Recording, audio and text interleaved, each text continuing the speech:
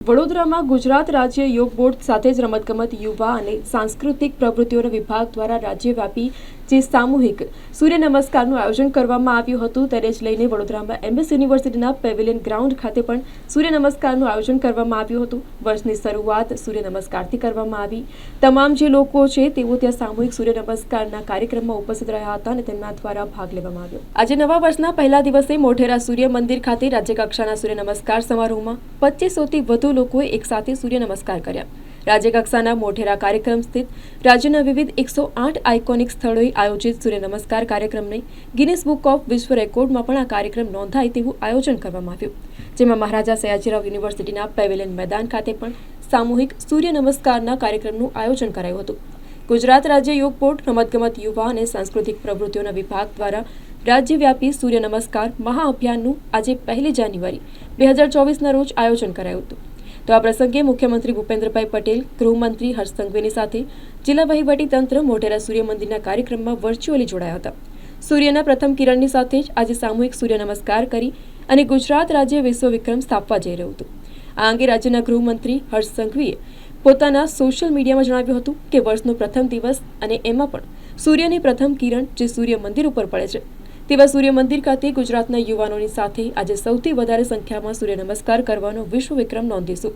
ગુજરાતના લોકપ્રિય મુખ્યમંત્રી ભૂપેન્દ્ર પટેલની આગેવાનીમાં રાજ્યમાં 108 સ્થળો ઉપર ગુજરાતીઓ સૂર્ય નમસ્કારમાં જોડાશે, જેમાં મહારાજા સયાજીરાવ યુનિવર્સિટીના પેવેલિયન મેદાન આયોજિત સામૂહિક સૂર્ય નમસ્કારના કાર્યક્રમમાં જિલ્લા આયુર્વેદ અધિકારી સુધીર જોશી, મહારાજા સયાજીરાવ યુનિવર્સિટીના deputy registrar Mayank Vyas, science ફેકલ્ટીના dean professor doctor Haribhai Kataria તેમના સહિત જિલ્લા પંચાયત આયુર્વેદ વિભાગના અધિકારીઓ પણ વિશેષ હાજરી આપી હતી।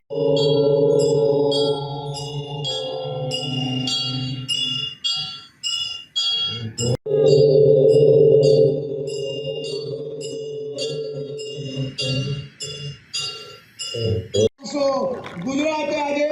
એક નવો ઇતિહાસ બનાવવા જઈ રહ્યા છે। સૌથી વધારે શ્રી આલોક કુમાર પાંડે, ગુજરાત રાજ્ય યોગ બોર્ડના ચેરમેન, પોતે યોગી છે એવા અધ્યક્ષ શ્રી ગિરીશ રાજપૂતજી, ગુજરાતના શહેરી અને ગામડાઓમાંથી પધારેલા સૌ સ્પર્ધકો, ગુજરાતના સૌ નાગરિકોને આજે ભૂપેન્દ્રભાઈ પટેલ સાહેબ, આ વિસ્તારના ધારાસભ્ય આદરણીય શ્રી સુખાજી ઠાકોર, નમસ્કાર કાર્યક્રમ અને ભવ્ય વિજેતા સન્માન કાર્યક્રમ સમારોહમાં અને ગુજરાતભરના સૌ નાગરિકો સામૂહિક સૂર્ય નમસ્કાર કાર્યક્રમમાં જોડાયા છે। એક કાર્યક્રમમાં આપની સૌની વચ્ચે ઉપસ્થિત આજરોજ આયુષ મિનિસ્ટ્રીના માર્ગદર્શનમાં અને ગુજરાત સરકાર શ્રી દ્વારા રોગોને પડકાર કરવા માટે આજે પહેલો દિવસ છે 2024નો 1 જાન્યુઆરી 108 સ્થળો પર મોઢેરા સૂર્ય મંદિરના દ્વારે ભવ્ય સામૂહિક સૂર્ય નમસ્કારનો કાર્યક્રમ છે અને એની સાથે સાથે તમામ જિલ્લાઓમાં, તમામ શહેરોમાં આ આયોજન કરવામાં આવ્યું છે। આજે વડોદરામાં MS યુનિવર્સિટીના પેવેલિયન ખાતે અમારા યોગ કોચ, યોગ ટ્રેનર અને કોર્ડિનેટર દ્વારા સામૂહિક સૂર્ય નમસ્કારનું આયોજન કર્યું છે। આપણે સૌ સૂર્ય નમસ્કાર દ્વારા